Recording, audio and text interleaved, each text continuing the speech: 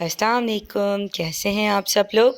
उम्मीद है खैरियत से होंगे। अल्लाह आपको खुश और आबाद रखे, आमीन। आज हम बना रहे हैं super cheesy crown crust chicken tikka pizza. Crown crust pizza हम विदाउट ओवन बनाएंगे। बहुत ही स्ट्रेची, चीज़ी और सॉफ्ट पिज़्ज़ा। इसके आगे बाजार वाला पिज़्ज़ा भी फेल हो जाए। सबसे बेस्ट बात यह है कि ये कंप्लीट पिज़्ज़ा रेसिपी घर के सिंपल इंग्रेडिएंट से बनेगी। तो रेसिपी स्टार्ट करते हैं। Crown crust chicken tikka pizza बनाने के लिए हमने मैदा लिया है 2 कप। मीडियम पिज़्ज़ा के लिए 2 कप मैदा इनफ है। 1 चम्मच हमने इंस्टेंट यीस्ट ली है। चम्मच हम इसमें चीनी का इस्तेमाल करेंगे। आधा कप मैंने दूध लिया है फुल फैट वाला। इसमें हम 1 अंडे का इस्तेमाल करेंगे। इसमें हम ऑयल यूज़ करेंगे जो कि मैंने 2 चम्मच लिए हैं। नमक का इस्तेमाल करेंगे। नमक हम टेस्ट के अकॉर्डिंग लेंगे। सबसे पहले 2 कप मैदे के अंदर 1 चम्मच मैंने इंस्टेंट यीस्ट डाल दी है। नमक मैंने ऐड किया है। नमक टेस्ट के अकॉर्डिंग मैं डाल रही हूँ। आप भी नमक अपने टेस्ट के अकॉर्डिंग डाल दीजिएगा। जितना नमक आप गंदम के आटे की रोटी बनाने के लिए जब आटा गूंथते हैं उसमें डालते हैं उसके हिसाब से डाल दीजिएगा। 2 चम्मच मैंने इसमें चीनी ऐड कर दी है। चम्मच की मदद से मैं इसे अच्छे से मिक्स कर रही हूँ तीनों चीज़ों को। मैदे को यहाँ यूज़ करने से पहले मैंने इसे छान लिया था स्ट्रेनर से। आप भी जब मैदा इस्तेमाल करेंगे तो उसे छान लीजिएगा क्योंकि मैदे को छानना बहुत ज़रूरी होता है। अंडे की शell को मैंने तोड़ लिया है और अंडे को मैंने बाउल में डाल दिया है।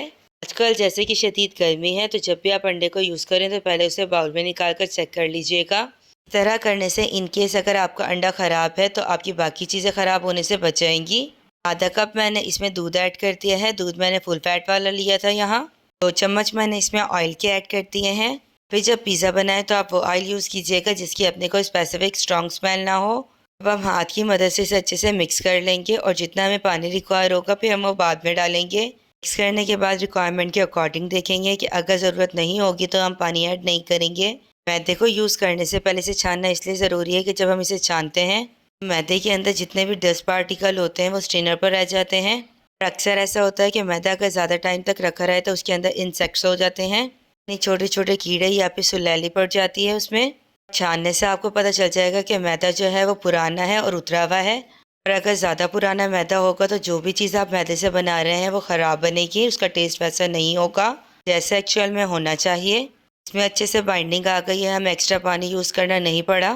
तो हमने इसमें अंडा डाला था और आधा कप हमने दूध डाला था जिससे ही हमारे आटे की बाइंडिंग हो गई और हमें एक्स्ट्रा पानी यूज़ नहीं करना पड़ा। हमने यहाँ हाथ की मदद से इसे सॉफ्ट सा गूंदना है। जैसे कि आप देख रहे हैं कि ये अब नीचे लगना स्टार्ट हो गया है। जब आप डो रेडी कर रहे हो अगर आपका आटा भी इस तरह नीचे लगे तो आपने परेशान नहीं होना, बल्कि जैसे ही ये नीचे लगना शुरू हुआ आप थोड़ा सा ऑयल लें और इसके अंदर लगा लें। इससे आटा नीचे नहीं लगेगा जिस भी बर्तन में आप गूंद रहे हैं। ऑयल डालने के बाद हम अच्छे से इसे और गूंद लेंगे और फिर उसके बाद इसे काउंटर पर निकालेंगे। और जैसे जैसे हम ऑयल लगाते जाएंगे ये डो और सॉफ्ट होती जाएगी। पिज़्ज़ा बच्चों और बड़ों सबका ही फेवरेट होता है। सभी पिज़्ज़ा खाना बहुत पसंद करते हैं। जब घर पर ही हम कम बजट में रहकर बहुत आला सा पिज़्ज़ा तैयार कर सकते हैं और उसका टेस्ट भी बाज़ार वाले पिज़्ज़े से ज़्यादा अच्छा होगा, फिर हमें अपने बजट को डिस्टर्ब करने की ज़रूरत नहीं है बल्कि हम घर पर ही बहुत अच्छा पिज़्ज़ा बना लेंगे। एक दफ़ा जब आप ये सारे स्टेप्स को फॉलो कर इस रेसिपी से बिल्कुल ऐसा ही क्राउन पिज़्ज़ा बनाएंगी, आपके बच्चों का जब भी पिज़्ज़ा खाने को दिल होगा वो कभी भी बाज़ार से ऑर्डर नहीं करेंगे कि वो आपसे कहकर ही पिज़्ज़ा बनवाएंगे। वैसे तो पिज़्ज़ा बनाना बहुत ही ज़्यादा आसान है और अगर आप सारे step as it is follow करेंगी तो आपका पिज़्ज़ा बिल्कुल परफेक्ट बनेगा।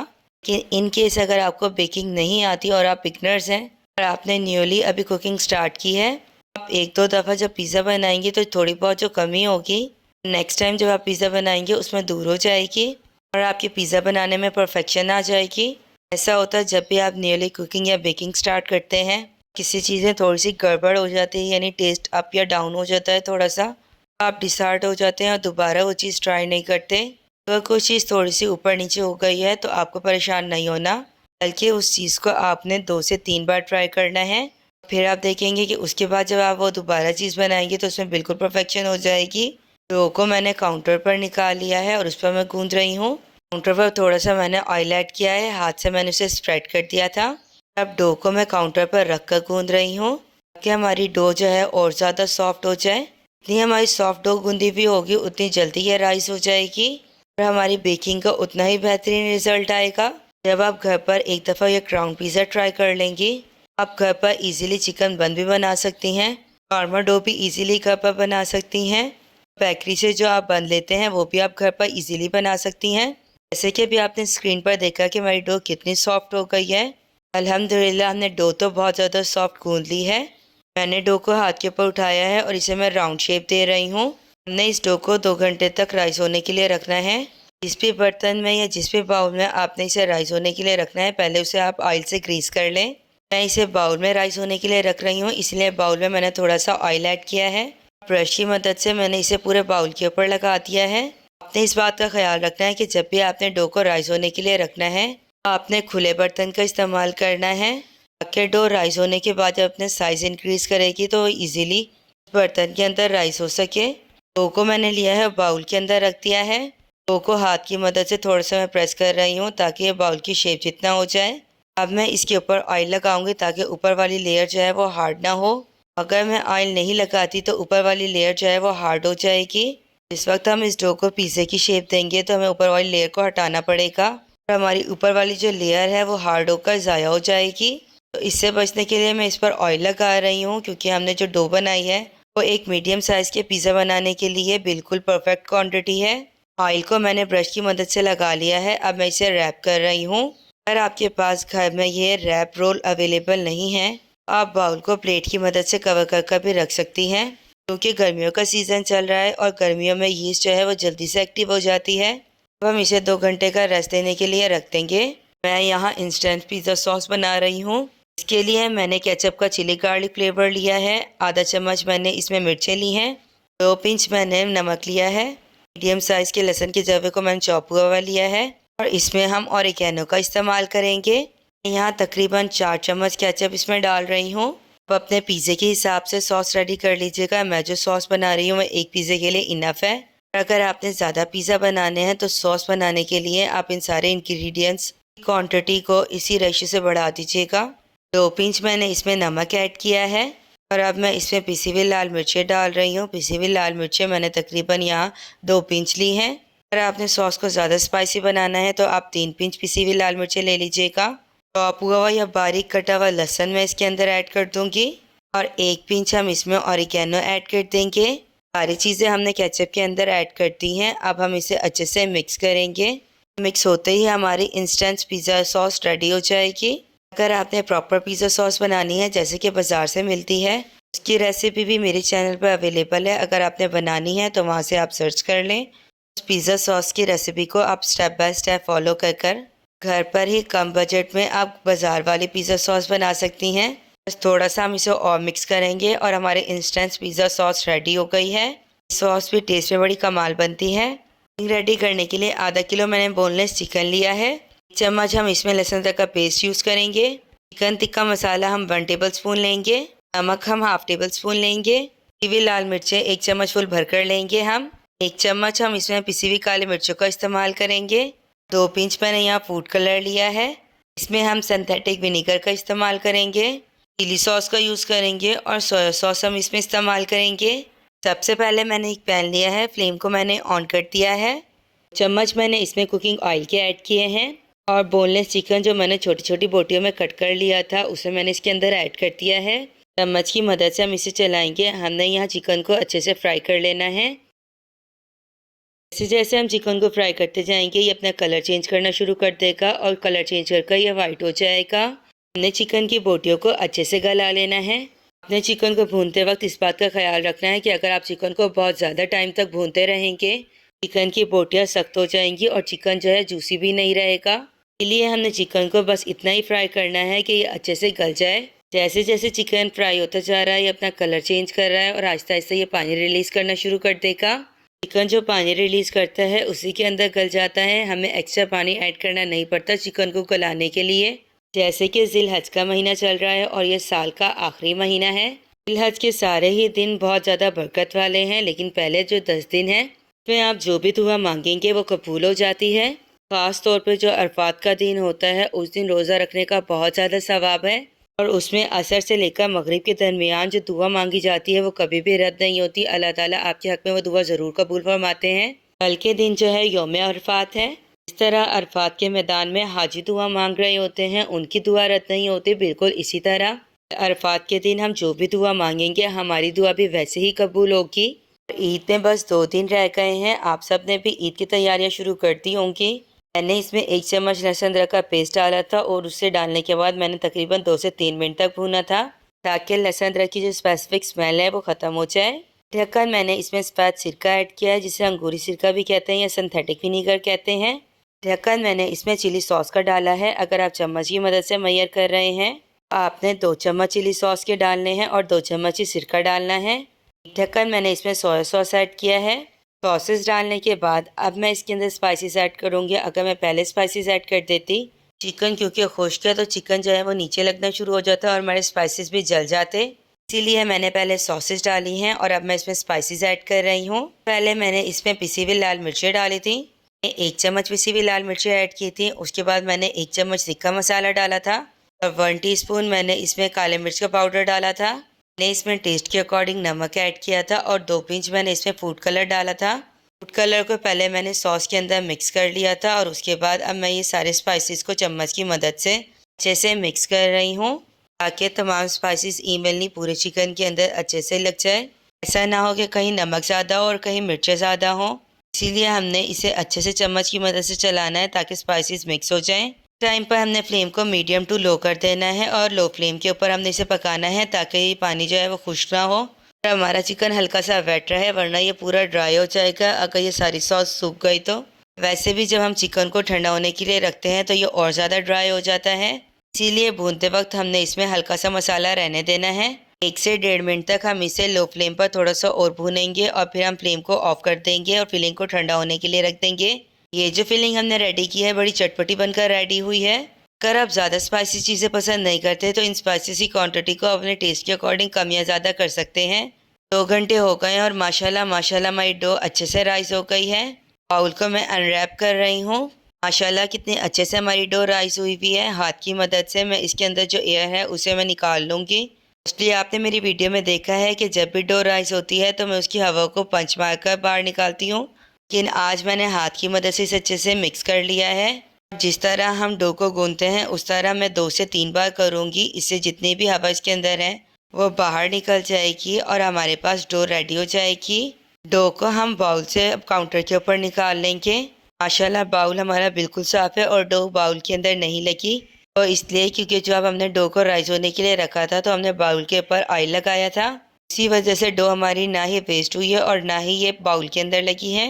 जितना ही आटा था इसे मैंने थोड़ी सी राउंड शेप दे ली थी और हाथ की मदद से मैं इसे प्रेस कर रही हूँ।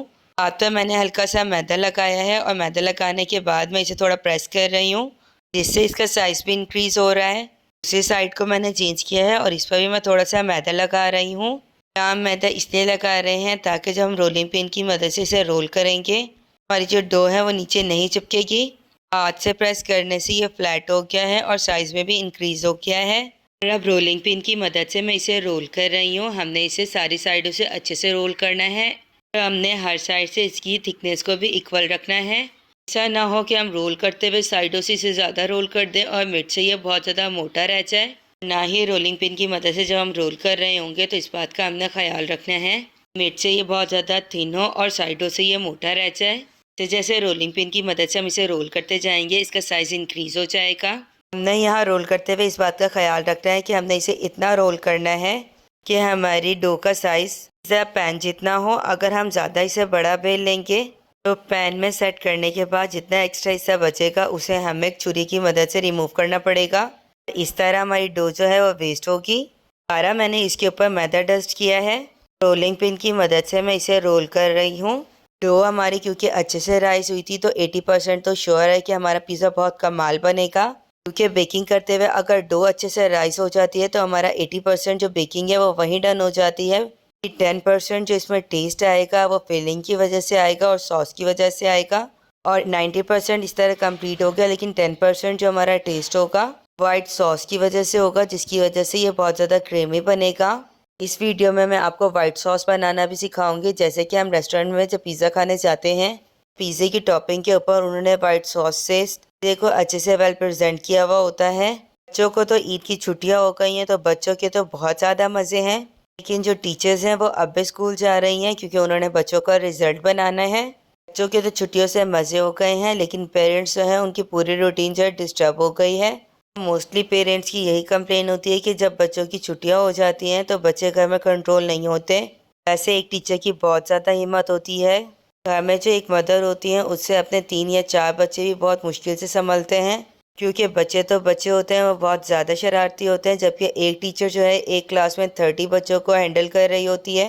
मैंने पिज़्ज़ा पहन लिया है, उसके ऊपर मैंने बटर पेपर लगा दिया है ताकि हमारा जब पिज़्ज़ा बेक होने के लिए हम रखें तो नीचे से ना जले। बटर पेपर रखने से पिज़्ज़ा नीचे से नहीं जलेगा। पहले मैंने पैन के ऊपर ऑयल लगाया था और फिर उसके ऊपर मैंने बटर पेपर रखा है, और अब मैं ब्रश की मदद से बटर पेपर को ऑयल से ग्रीस कर रही हूँ। ऑयल ग्रीस करने की वजह से जब हम पिज़्ज़ा को डिमोल्ड करेंगे तो वो इजीली डिमोल्ड हो जाएगा। हमने कॉर्नर्स पर भी अच्छे से ब्रश की मदद से ऑयल को लगा लेना है।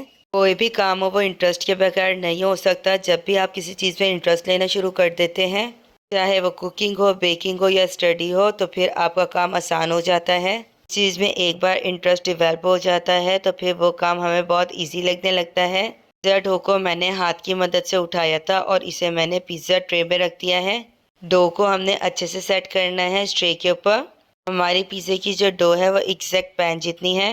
यहाँ जो पिज़्ज़ा डो का साइज़ है वो एग्जैक्ट जो है पैन जितना है। जहाँ से हमें थोड़े से छोटा साइज़ लग रहा है वहाँ से हम डो को हल्का सा स्ट्रेच करेंगे और थोड़ा सा उसे बढ़ा लेंगे।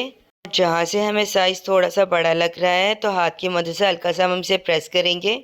इसका साइज़ एग्जैक्ट पिज़्ज़ा पैन जितना हो जाएगा और फिर हम इसे सेट करेंगे। अब हम मिड से भी हाथ की मदद से इसे प्रेस करेंगे और इसके कॉर्नर्स को भी हम सेट कर लेंगे। तो पिज़्ज़ा पैन के ऊपर अच्छे से सेट हो गई है। अब हम फोक लेंगे और उससे हम इस तरह निशान लगाएंगे। जब भी आप कोई चीज़ बेक करते हैं तो इस तरह निशान लगाना उसके ऊपर बहुत ज़्यादा ज़रूरी होता है ताकि हमारी बेकिंग अच्छी हो। पिज़्ज़े की जो ब्रेड है वो अच्छे से फूल सके और इन सुराख से एयर पास हो सके। आप भी घर पर जब भी पिज़्ज़ा बनाएं तो आप डो के ऊपर इस तरह से फोक की मदद से निशान ज़रूर लगा लीजिएगा। पूरे पिज़्ज़ा के ऊपर इसी तरह फोक से निशान लगा लेने हैं। कॉर्नर्स पर से भी हमने फोक की मदद से इस पर निशान लगा लेने हैं। कॉर्नर्स वाली साइड्स को हमने ऐसे नहीं छोड़ना, बल्कि थोड़े थोड़े फासले पर हमने फोक की मदद से कॉर्नर्स के ऊपर भी निशान लगा लेने हैं। आजकल गर्मी बहुत ज़्यादा बढ़ गई है। आप कोशिश किया करें कि अपनी बॉडी को हाइड्रेट रखने के लिए बहुत ज़्यादा जूसेस का इस्तेमाल करें और पानी ज़्यादा से ज़्यादा पिएं। निशान हमने लगा लिए हैं। अब हम फिलिंग लेंगे और उसे कॉर्नर्स के ऊपर रखेंगे। मैंने यहाँ 2 बोटियाँ ली हैं और एक साइड पर रख दी हैं और थोड़े फासले पर इसी तरह मैं और बोटियाँ रख दूँगी। हमने चिकन की फिलिंग को इस तरह से ही डिस्टेंस से थोड़ा थोड़ा सेट कर लेना है और फासले पर रखना है। जब हम इस तरह फिलिंग को रखेंगे तो उसके बाद ही हम पिज़्ज़े को अच्छे से शेप दे सकेंगे क्राउन वाली। इनके दरमियान में जो गैप्स है वो बहुत ज़्यादा नहीं होना चाहिए। इस तरह आप स्क्रीन पर देख रहे हैं जितना गैप मैंने रखा है आपने भी फिलिंग्स के दरमियान इतना ही गैप रखना है। आप गर्मी में ज़्यादा से ज़्यादा तुखमलंगी का इस्तेमाल किया करें, जिसे चिया सीड्स भी कहते हैं। सीड्स जो है वो बॉडी को हाइड्रेट रखता है, वेट लूज़ करने में भी आपकी हेल्प करेगा। आप चाहें तो इसे दूध में मिलाकर ले लें, लेकिन इसे पहले आप पानी में डालकर अच्छे से रख दीजिएगा घोलकर। 20 से 25 मिनट बाद आप देखेंगे कि ये फूल गया है और सॉफ्ट हो गया है, लेकिन ये स्टिकी हो जाएगा। आप इसे चम्मच की मदद से लें और इसे आप जूस में डालकर ले लें या फिर दूध में डालकर ले लें या सिंपल पानी में डालकर ले लें। खास फासले पर हमने फिलिंग को रख दिया था। जो कॉर्नर्स हैं उन्हें हम फिलिंग के वहाँ से लेंगे, हल्का सा ट्विस्ट कर इस तरह फोल्ड कर देंगे और प्रेस करेंगे फिंगर की मदद से। इस तरह सारे फिलिंग्स के साइड के कॉर्नर्स को हम इसी तरह ही सील कर देंगे और फोल्ड कर देंगे। इस तरह हमारे पिज़्ज़े में क्राउन की शेप बनती जाएगी। जैसे कि आप देख रहे हैं कि पिज़्ज़े को क्राउन वाली शेप देना कितना ज़्यादा आसान है। हल्का सा आपने कॉर्नर्स पे से ट्विस्ट करना है और उसके बाद इसे फोल्ड कर देना है। आपने जो फोल्ड वाला हिस्सा है उसे हमने फिंगर की मदद से अच्छे से प्रेस करना है ताकि ये इसके साथ सही से चिपक जाए। बेक होने के बाद भी ये क्राउन जो है अपनी शेप को मेंटेन रख सके। ज़िंदगी में कोई भी काम छोटा या बड़ा नहीं होता। अगर आप सोसाइटी के पॉइंट ऑफ व्यू से देखें, जिस तरह हमें डॉक्टर और इंजीनियर्स की ज़रूरत होती है, टीचर्स या बैंकर्स की ज़रूरत होती है, इसी तरह हमें लेबर्स की भी ज़रूरत होती है। एक घर बनाने के लिए, उसके स्ट्रक्चर्स और उसके डिज़ाइन को बनाने के लिए अगर हमें एक इंजीनियर की ज़रूरत है, उसी घर को बनाने के लिए हमें 7 मिस्त्री और मजदूर की भी ज़रूरत होगी। इसीलिए कोई भी जो प्रोफेशन है वो छोटा या बड़ा नहीं होता। जो भी आपके पास स्किल है उसे आप अपना एज पॉइंट बनाएं, उसे इम्प्रूव करें, उससे आप अपनी अर्निंग कर सकते हैं। ट्विस्ट करने के बाद जो हिस्सा हमने फोल्ड किया था उस फोल्डिंग वाले हिस्से पर हम फिंगर की मदद से इस तरह से थोड़ा सा होल्ड कर लेंगे। फिंगर से हम प्रेस करते जाएंगे और इसमें राउंड शेप आती जाएगी। जो आखिरी साइड रह गई है इसे मैं फिंगर की मदद से प्रेस कर रही हूँ और इसमें राउंड शेप दे दी है मैंने। पिज़्ज़े को हमने क्राउन शेप दे ली है। अब मैं इसके ऊपर इंस्टेंट पिज़्ज़ा सॉस डाल रही हूँ। सॉस को मैं चम्मच की मदद से पिज़्ज़ा के ऊपर डाल रही हूँ और फिर मैं इसे स्प्रेड कर दूँगी ब्रश की मदद से। आप चाहें तो चम्मच की मदद से भी पिज़्ज़ा सॉस का पिज़्ज़े के ऊपर स्प्रेड कर सकती हैं, जिससे आप इजी हों। ईद की शॉपिंग तो ऑलमोस्ट आप सबकी डन हो गई होगी, लेकिन जिस कदर गर्मी है, इस गर्मी में घर से बाहर निकलने को भी दिल नहीं करता। लेकिन जो जॉब वाले हैं उन्हें तो ये गर्मी या सर्दी से कोई मतलब नहीं होता, उन्हें अपनी जॉब पर टाइम पर जाना होता है। ऐसे जॉब करने से ज़्यादा अच्छा है कि हम अपना छोटा सा खुद का बिजनेस कर लें। जॉब में इंसान को बाउंड होकर रहना पड़ता है, यानी आपको पूरा टाइम टेबल को फॉलो करना पड़ता है। और जॉब वालों को ऑफ मिलने में भी बहुत ज़्यादा मसला होता है, अगर कोई खुशी या गमी हो जाए। बिजनेस वालों के ज़्यादा मज़े होते हैं, उन्हें टाइम टेबल को बिल्कुल भी फॉलो नहीं करना पड़ता है कि जितनी वो स्ट्रगल करते हैं, जितनी ज़्यादा मेहनत करते हैं, उतना ज़्यादा वो अर्न करते हैं। बिजनेसमैन जो होता है वो किसी का बाउंड नहीं होता। बिजनेस में यह है कि थोड़ा सा रिस्क लेना पड़ता है।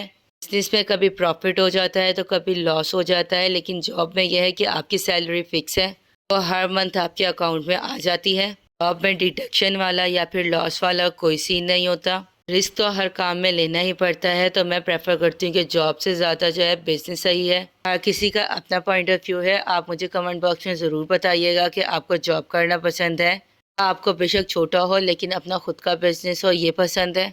वैसे भी रिस्क जो है अल्लाह ताला ने हमारे नसीब में जितना लिखा है वो तो हमें मिलकर ही रहना है। हमें अपने स्ट्रगल्स को कंटिन्यू रखना चाहिए। अल्लाह ताला हमारे लिए आसानियाँ फरमाते हैं और हमारे लिए असबाब बनाते चले जाते हैं। जो जॉब वाले होते हैं वो फिज़िकली भी पेन लेते हैं और मेंटली भी पेन लेते हैं, लेकिन जो बिजनेसमैन होता है वो मेंटली पेन ज़्यादा लेता है, क्योंकि उसका बिजनेस उसके डिसीजन पर डिपेंड कर रहा होता है। अगर वो सही टाइम पर सही डिसीजन लेता है तो उसे प्रॉफिट होता है, उसका टाइम भी सेव हो जाता है और एफर्ट भी उसे कम करनी पड़ती है।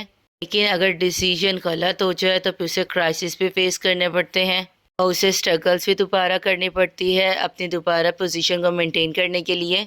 मीट वाले हिस्से पर हमने अच्छे से सॉस का लगा दिया था और अब हम इसके ऊपर चिकन की फिलिंग कर रहे हैं।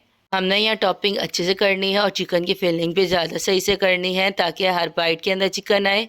जितनी हैवी फिलिंग करेंगे आपका पिज़्ज़ा उतना ही ज़्यादा टेस्टी और कमाल बनेगा।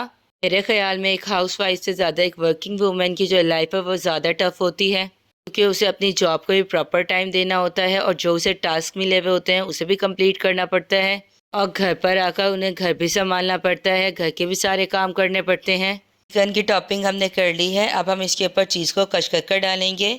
कभी आप किसी हाउसवाइफ से पूछेंगे तो वो हमेशा यही कहेंगे कि वर्किंग वुमेन ज़्यादा अच्छी रहती हैं। मुझे लगता है कि वर्किंग वुमेन जो है वो इंडिपेंडेंट होती हैं, अपनी लाइफ को ज़्यादा अच्छे से गुजार रही होती हैं।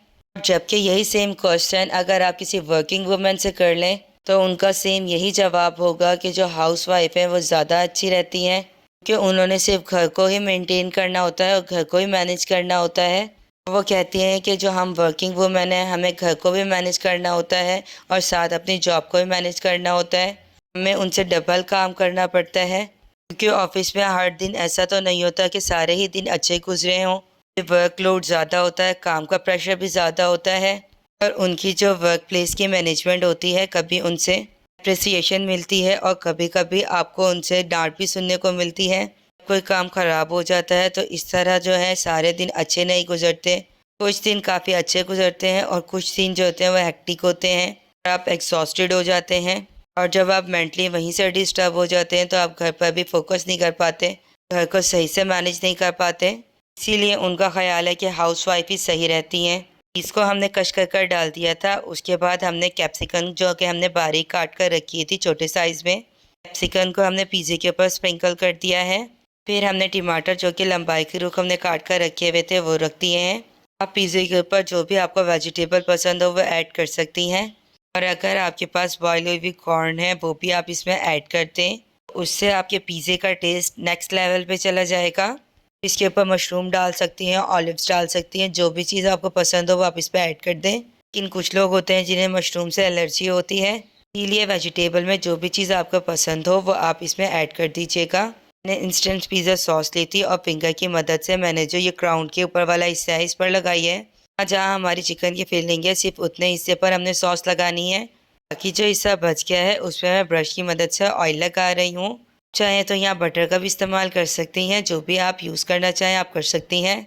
लेकिन अगर आप कुकिंग ऑयल इस्तेमाल कर रही हैं तो आपने इस बात का ख्याल रखना है कि आपने वो कुकिंग ऑयल इस्तेमाल करना है जिसकी अपनी कोई स्पेसिफिक स्ट्रॉन्ग स्मेल ना हो। कोने में मैंने स्टैंड रखकर इसे तकरीबन 20 मिनट तक प्रीहीट होने के लिए रखा हुआ था। कोने के ढक्कन को मैंने रिमूव किया है। वो कोने के कॉर्नर के ऊपर मैंने रुमाल रखा था ताकि जिस वक्त मैं पिज़्ज़े को स्टैंड के ऊपर रखूँ तो मेरा हाथ ना चले। ढक्कन की मदद से हम इसे कवर कर देंगे और लो फ्लेम के ऊपर हम इसे बेक होने के लिए रख देंगे तकरीबन 20 से 25 मिनट तक। सॉस बनाने के लिए मैंने ड्रेसिंग वाली मायोनीज़ ली है। एक जवा लहसुन का मैंने बारीक काट कर लिया है। थोड़ा सा मैंने नमक लिया है। काली मिर्च का पाउडर लिया है। इसमें मैं ऑरिगेनो का इस्तेमाल करूँगी। इसमें हम केचप का इस्तेमाल करेंगे। सबसे पहले मायोनीज़ को हम बाउल के अंदर निकाल लेंगे। मैंने यहाँ तकरीबन 4 से 5 चम्मच मायोनीज़ ली है। इसके अंदर टेस्ट के अकॉर्डिंग मैंने नमक ऐड कर दिया है। इसके अंदर हम एक बारीक चॉप हुआ लहसुन का जवा डाल देंगे। हमारी वाइट सॉस का टेस्ट और ज़्यादा इन्हेंस होगा। थोड़ा सा हम इसके अंदर ऑरिगेनो ऐड करेंगे। ऑरिगेनो डालने से बड़ा कमाल टेस्ट आएगा हमारी वाइट सॉस के अंदर। और अब हम इसके अंदर केचप ऐड करेंगे। मैंने यहाँ चिली गार्लिक फ्लेवर लिया है केचप का। अगर आपके पास सिंपल टमाटो केचप है तो आप वो भी ऐड कर सकती हैं। मैंने तकरीबन 1 चम्मच चिली गार्लिक केचप लिया है, वो मैंने इसमें ऐड किया था। और अब मैं इसके अंदर काली मिर्च का पाउडर डाल रही हूँ। काली मिर्च का पाउडर मैंने इसमें 1 टीस्पून ऐड किया है। चम्मच की मदद से हम इसे अच्छे से मिक्स करेंगे। जब ये अच्छे से मिक्स हो जाएगा फिर हम इसका कलर देखेंगे। अगर हमें रिक्वायर हुआ तो थोड़ा सा केचप हम और ऐड कर देंगे, वो भी इसमें अच्छा सा कलर लाने के लिए। लेकिन अगर कलर इसी से ही अच्छा सा आ जाता है तो फिर हम और केचप ऐड नहीं करेंगे। हमने वाइट सॉस बनाते वक्त इसकी मिक्सिंग अच्छे से करनी है। कलर तो अच्छा सा आ गया है, हमें और केचप ऐड करने की ज़रूरत नहीं पड़ेगी। ऐसा हम सॉस को टेस्ट कर देख लेंगे। 20 मिनट हो गए हैं, ढक्कन को मैंने रिमूव कर दिया है। हमने इस बात का ख्याल रखना है कि जब भी हमने पिज़्ज़ा या कोई और चीज़ बेक करनी है तो हमने बिल्कुल लो फ्लेम पर करनी है। जो कॉर्नर्स हैं इसके ऊपर मैं ब्रश की मदद से ऑयल लगा रही हूँ। माशाल्लाह माशाल्लाह हमारा पिज़्ज़ा जो है कितने अच्छे से इसकी डो राइज हुई है और फ्लफ़ी बनी है। और दिखने में ही हमारा क्राउन पिज़्ज़ा कितना कमाल लग रहा है। बच्चों को फास्ट फूड खाने का बड़ा शौक होता है। पिज़्ज़ा, ज़िंगर, शावरमा इनके तो बच्चे शौकीन होते हैं। वाइट सॉस को मैंने प्लास्टिक बैग के अंदर डाला था। की मदद से प्लास्टिक बैग का जो कॉर्नर है उसे मैंने रिमूव कर दिया था। अब हम इस तरह कर वाइट सॉस को पिज़्ज़े के ऊपर लगाएंगे, राउंड शेप देंगे हम वाइट सॉस की। इससे हमारा जो क्राउन पिज़्ज़ा है वो बहुत ज़्यादा क्रीमी बनेगा। इससे हमारे क्राउन पिज़्ज़े की जो लुक है वो भी और ज़्यादा इन्हेंस होगी। इस वाइट सॉस को पूरे पिज़्ज़े के ऊपर इसी तरह लगाना है राउंड शेप में। माशाल्लाह माशाल्लाह हमारा पिज़्ज़ा भी कमाल बना है और जो हमारी सॉस का कलर है वो भी बहुत अच्छा है। पिज़्ज़ा सॉस को हाथ की मदद से बैग के अंदर और प्रेस करेंगे। ये प्रेस करने से ये सॉस आगे आ जाए। हम एक दफ़ा और इस सॉस को सर्कल फॉर्म में लगाएंगे। अब हम इसे एक दफ़ा और राउंड शेप में लगा लेंगे। उसके बाद जो कॉर्नर्स पे हमने फिंगर की मदद से होल किया था और राउंड शेप दी थी, उसमें भी हम इस वाइट सॉस को डालेंगे। बस ये सर्कल कंप्लीट होने वाला है। बस हमने वाइट सॉस को यहीं तक लगाना है। इस वाइट सॉस को इस तरह कर कॉर्नर्स में लगाएंगे। इस तरह करने से जो हमारे सर्कल बने हुए वो भी फिल हो जाएंगे।